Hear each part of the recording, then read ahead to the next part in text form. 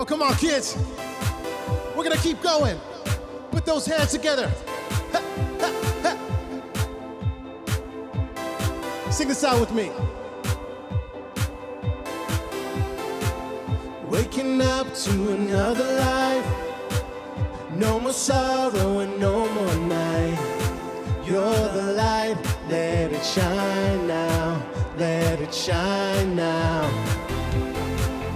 Burning bright, 'cause we're not ashamed. Got a world to illuminate. You're the light, let it shine now. Let it shine now. You're the light, let it shine now. Let it shine now. Nothing can stand against us. Our praise will break the darkness. And we declare your kingdom's here. Because our God is for us. We're living in the promise. And we declare your kingdom's here.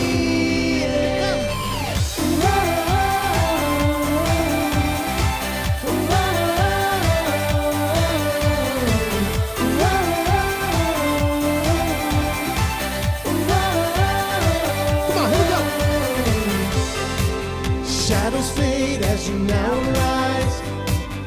Hope is here with no end in sight. You're the light, let it shine now. Let it shine now. You're the light, let it shine now.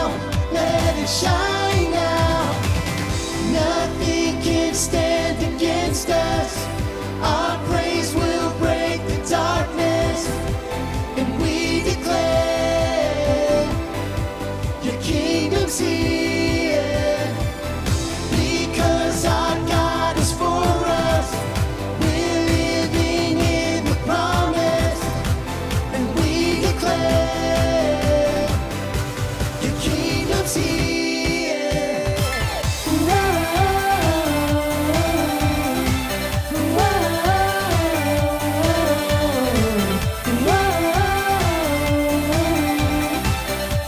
Here we go. Shine a light, shine a light. Shine a light, shine a light. Shine a light, shine a light. Shine a light, shine a light. We got a light and we're gonna shine. Jesus, let your name be glorified. We got a light and we're gonna shine. Forever let your name be glorified. We got a light and we're gonna shine. Jesus, let your name be glorified. We got a light and we're gonna shine. Forever let your name be glorified. Let's go, let's go.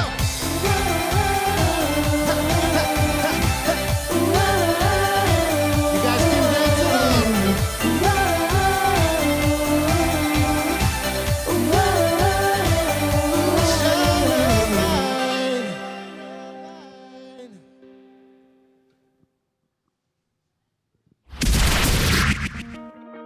All right, come on, kids. We're going to take this opportunity to worship Jesus. Lift your hands. Let's sing this together. I heard 1,000 stories of what they think you're like, but I've heard the tender whisper of love in the dead of night, and you tell me that you're pleased and that I'm never alone. You're a good, good Father. It's who you are. It's who you are.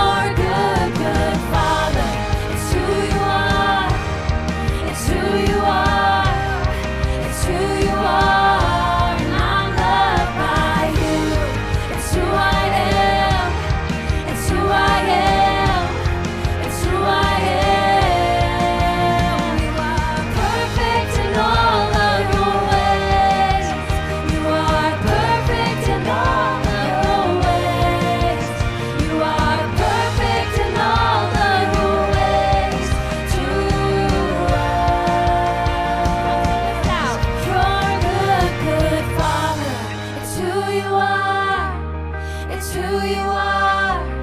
It's who you are.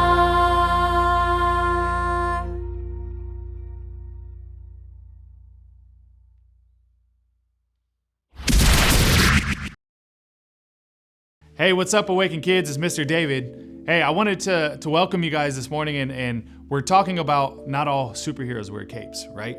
And a couple weeks ago, we talked about Jehu. Last week, yours truly talked about Daniel. This week, we have a very special superhero. We have a special guest that's going to come in and speak. So I want to let you guys know that yes, there is superheroes, both men and women, boys and girls, just like you guys out there. And today, this week's superhero is a woman by the name of Queen Esther.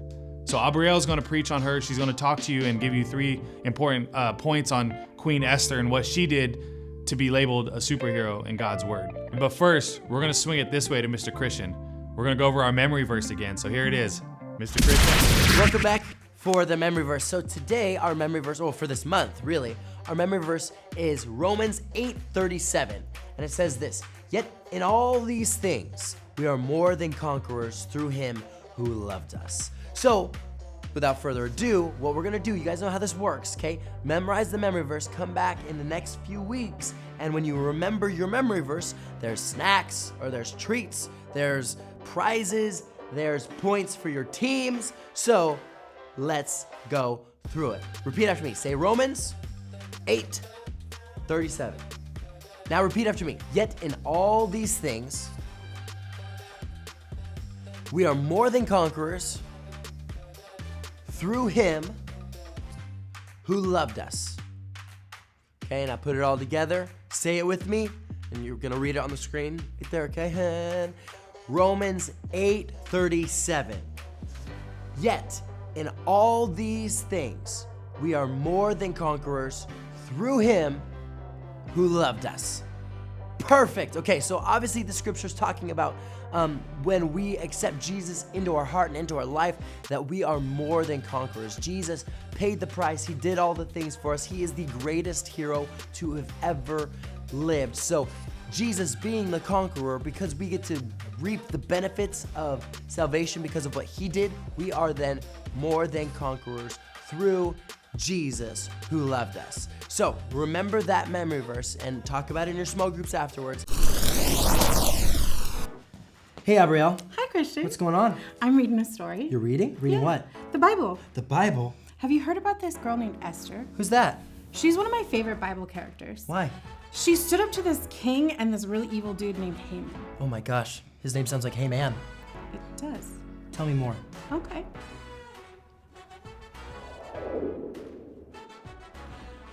During the time that the Jews were in captivity in Babylon, there was this king named Xerxes.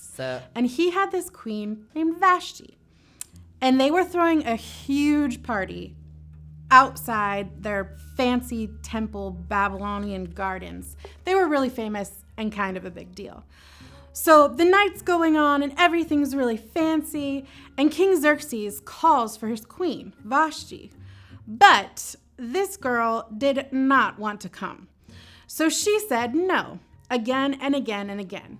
So finally, Xerxes became so mad at Vashti that he full on kicked her out, dethroned her and deposed her.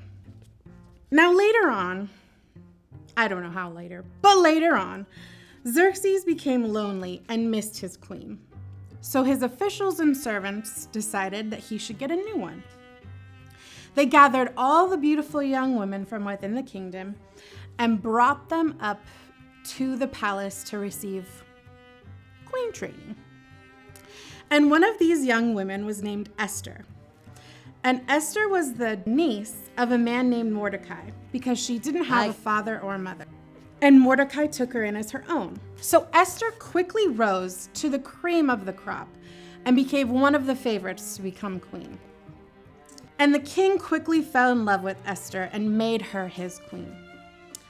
Mordecai, who was a godly man, discovered a plot against the Jews, which was Esther and all of their people. Now, the king had a councilman named Haman, and this dude was a bad dude.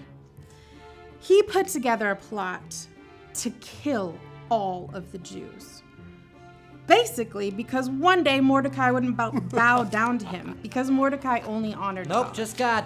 After Mordecai learned about the plot to kill all of the Jews, he went to go see Esther in the palace, his niece, and said to her, "Do not think in your heart that you will escape in the king's palace any more than all the other Jews. For if you remain completely silent at this time, relief and deliverance will arise for the Jews from another place. But you and your father's house will perish. Yet who knows whether you have come to this kingdom for such a time as this?" Then Esther said to Mordecai, "Go, gather all the Jews who are present and fast for me, neither eat nor drink for 3 days and nights. My maids will go and fast likewise." So Esther and her friends began to think of how they could ask the king for help. They fasted and prayed, and Esther came up with the idea to put together a really cool party for just her and the king. But back then, the law was that you couldn't go and just talk to the king. You had to wait to be invited, which was why it was such a big deal that Vashti didn't come. So Esther came and prepared this huge banquet for the king without his permission. That was a really brave thing for her to do. Oh man, sorry he said he'd be here, but I guess he's got a few seconds. Oh man, sorry it took me so long saving the world. Oh, Good thing I'm faster than a speeding bullet, right? Yeah, barely made it. Wait, what are you wearing? What? You said it was gonna be casual. I dressed casual for. Hey, you look good. Got him good. Great. That's what friends do. Well, I guess we're ready for the interview. Good to go. How do we meet? That's a good question. Yeah. I think what happened was, so you know a guy. Yeah, mutual friends. They introduced us. They introduced us. I have a friend who's he's very rich, like really rich. Yeah, His name's Bruce. pretty good looking guy. Yeah, really good looking, and he introduced me to Superman. Well, Bruce is friends with this guy I know through a long relationship of friends. Yeah. His Yeah. name's Clark Kent. Some would say he's even Random. better looking than Bruce Wayne. But he I don't think actually so. knows Bruce Wayne, I don't and think he'd say that. they both vaguely know us. And so And- they vaguely met. So we vaguely met and became friends. Yeah, it's pretty much impossible to trace, so probably shouldn't try. Yeah. Yeah. But- so that's But we clicked. it was like best friends at first sight Besties for the rest. for the resty. Yeah. Next question. Oh. Oh. Now you go first. Okay, well, okay, it's kind of embarrassing. Okay, so we kind of both have like a sort of thing for like. We love dressing up in costumes. Okay, And fighting he said criminals. it's true. It's true. I can't deny Yeah, it. we kind of connected over it. Yeah, I was I, like, that's like, I love your costume. You look great. And I thought, hey, I like the S on your chest. Yeah, symbolizes hope. Yeah, So- mine symbolizes darkness. It's actually not How S. your past Means hope. can rule your life, but then you can overcome it, your past, by embracing it, the dark side of it. That's what my costume means. Right, and mine symbolizes everything that's good in the world and hope. We're like oil and vinegar, but also not. And that's what makes this Wait, are you friendship the work. oil, or am I? I'm vinegar because I'm Batman. I don't understand this analogy. It's just like oil. What's the next question? Wait, my bat suit is feeling weird. Yours looks a little bulky. Well, I actually put implants of muscles in mine so that I don't have to actually work out. So you have muscles on top of your. Oh, you just don't have muscles. is Yeah, what you're I mean, saying. I have them. They're just not obvious. They're obviously in your suit. Exactly. Because I'm Batman. Oh, okay. Getting a little old. Next question. I'd say we don't have any obstacles because we just get along all the time. Yeah, I mean we're best friends. There's a couple villains that were obstacles, but then we beat them up Yeah, together. Together. leave it. Sorry. Come on, man. Stop it. All right. We don't have obstacles. Unless you think we do. No, I don't think so. I mean, I guess the only thing that I can think of is that, like... My costume's cooler. Okay, but just let me finish. You always do that. The only thing I can think of really is that, like, we're a little different in how we fight crime. Like, we both fight crime, but, like, And we always win, too. Because I'm Batman. Okay, I have superpowers, he doesn't. What's that? You use gadgets. What's that? Some might say that having money is a superpower. No, some might say that's a philanthropist. It's different. It's not really a superpower. You're saying I'm not a real superhero? I'm kind of saying that, but, like, in a nice way. What? Like, I'm just saying I can do these awesome Why superhuman have you never things. said this to my face? And you can't. Well, I just. Just don't talk to me. What? Come on, what's wrong? I'm not talking to you. Hurt my feelings. Can we go to the next question? Why don't you ask him? He's the one who thinks I'm not a real superhero. Look, all I'm saying is I can leap buildings with a single bound. I'm faster than the Flash, faster than a speeding bullet, plus all these other super cool things I can do. I can literally melt someone with my laser eyes. I can fly. You don't have Alfred. Look, you use gadgets, and I'm a real superhero. That's all I'm saying. Hey, take this! And that! Take that! How about some of this? Ow, stop it. Anyway, I'd say we're best friends. Yeah. You're my best friend. Best friends. Yeah, For life. for life. I'm not the friend he needs, but I'm the friend he deserves. What does that mean? Best friends. Oh, sure. Yeah. Oh, sorry. Old habits. You know I could have punched you through the wall, right? Best friends. Okay. Well, anyway, I gotta go save the world again. That was a weird jump thing, but I'm gonna go to the Batmobile. Haman was walking around the castle one day, and he accidentally ran into Mordecai. And Mordecai wouldn't kneel before him. And because Haman thought he was such a big deal, he was demanding that everyone bow before him because he was the king's most senior official. But Mordecai was a godly man and only honored God. Nope, just God. Haman became a bit of a drama queen and decided that not only Mordecai was going to die, but all of his people were too. So he decided to trick the king into killing all of the Jews. Haman had the king sign a decree that said anyone who was of Jewish lineage would die because of their refusal to acknowledge Haman and Xerxes as supreme beings. Now the king didn't really look too close at what he was signing, but when you used to sign things as the king, that became law immediately. So without knowing it, Xerxes accidentally signed his wife's death warrant. After Mordecai learned about this, he went straight to Esther. So at this fancy party, the king said to Esther, "What do you wish, Queen Esther? What is your request? I shall give it to you, up to half my kingdom." What is it with kings and half their kingdoms? So Esther answered, "If it pleases the king, let the king and Haman come together for the banquet that I have prepared for him. If I have found favor in your sight, O king, and if it pleases my king, let my life be given at my petition and my people at my request. For we have been sold, my people and I, to be destroyed, to be killed, and to be annihilated. We have been sold as male and female slaves. I would have held my tongue, although the enemy could never compensate for the king's loss." So the king answered and said to Queen Esther, "Who is he and where is he? Who would dare to presume in his heart to do such a thing?" And Esther said, "The adversary and enemy is the wicked Haman." Dun, dun, dun.